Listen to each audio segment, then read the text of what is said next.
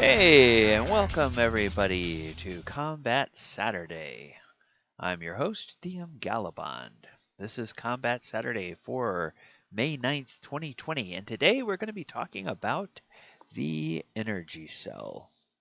So let's go ahead and get right into it. The energy cell from 5e is listed under equipment as part of a weapon, but it's really just like the ammunition for a weapon. And the energy cell is what is used to power technological weapons such as plasma rifles and laser guns. And I know what you're saying. You're saying this is D&D. Why are there plasma rifles and laser guns? Well, because it's fantasy.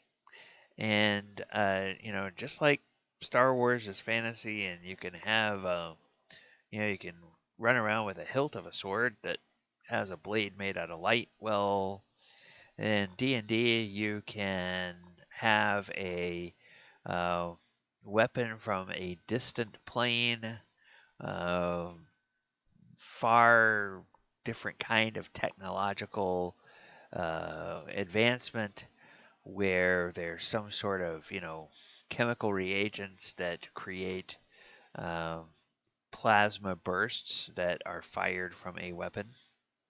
And that's what the energy cell gives us.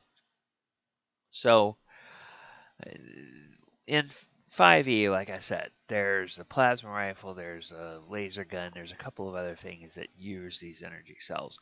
But where does this come from, and how far back can we go?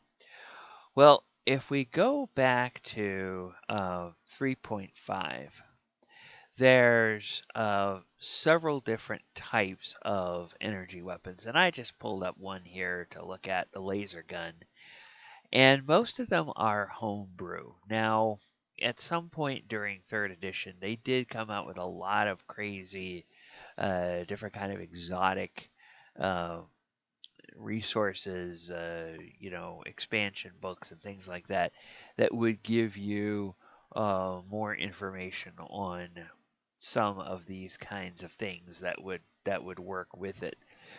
But let's just take a look at one of them, a laser gun, which would use like the energy cell as its power source, or its ammunition, I should say.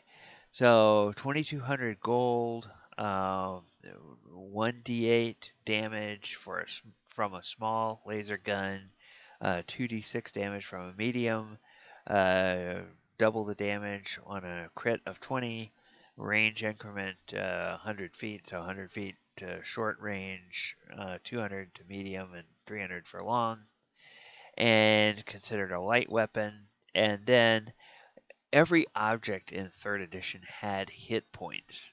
So, and had a hardness scale, which is basically how resistant is it to damage. And so it could take hit points, and it had a hardness of 10. And then, you would have to swap out your um, energy cell. And this one, I believe this one, it says that, yeah, the energy cell can hold up to 20 shots before needing to be reloaded. So you drop one energy cell and slap in another one. That's akin to sort of removing a clip in a modern semi-automatic pistol and putting a new clip in, if you will. So that's 3.5. Well, then if you step back and expand out a little bit to a broader uh, number of fantasy RPGs that use the D20 system, we can take a look at technological weapons. And this is a site. I'll put the link down in the comments below. But this is a D20 PFSR RD. So this is used for like Pathfinder and other kinds of games, as well as D&D that runs on the D20 system. you can have a whole list of different kinds of uh, weapons that might use an energy cell to power them. So, you know, you have a laser torch, a stun baton, uh, and then exotic weapons, mono whip, null blade, chainsaw, arc pistols, dart guns, death rays, flare guns, gravity pistols, mind render sonic pistol, stun guns, arc rifles, gravity rifles, um, and then as you can see here, they have all kinds of different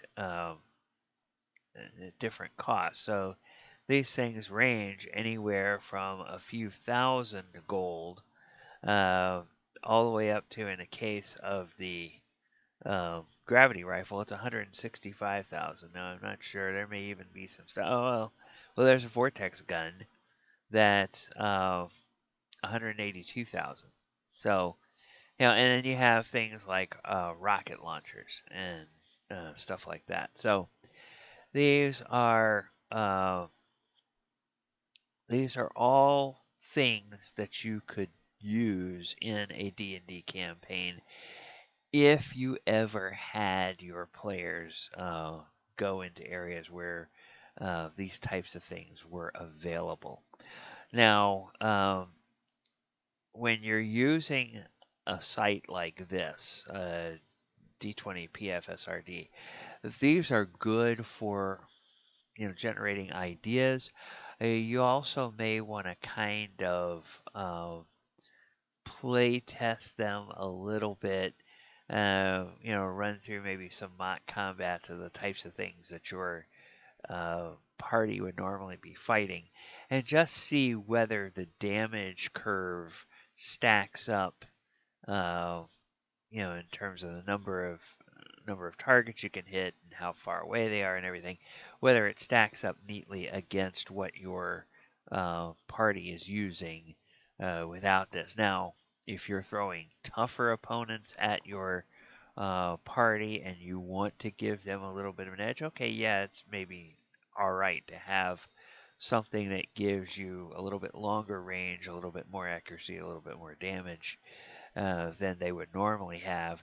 But you don't want to turn a challenging adventure into a cakewalk by giving them a weapon that makes it all too easy.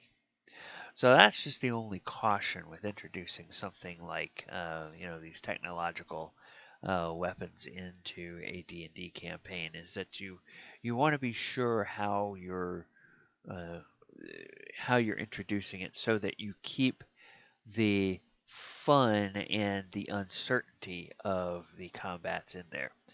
Because if your combats suddenly get too easy, then you're going to find that um, you're going to find that your party is just a little bit too, you know, might be getting a little bit bored with the way that everything is going.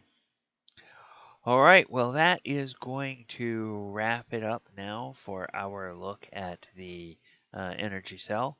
I hope you like what we're doing here. If you um, have any comments on this video, or if there's anything you'd like us to focus on in one of these Combat Saturday segments, please leave some comments down below. Go ahead and subscribe over there on the subscribe button and click that little bell, and that will let you know when we post new content to the channel. All right, everybody, I hope you have a great weekend. Take care, and we will talk to you later.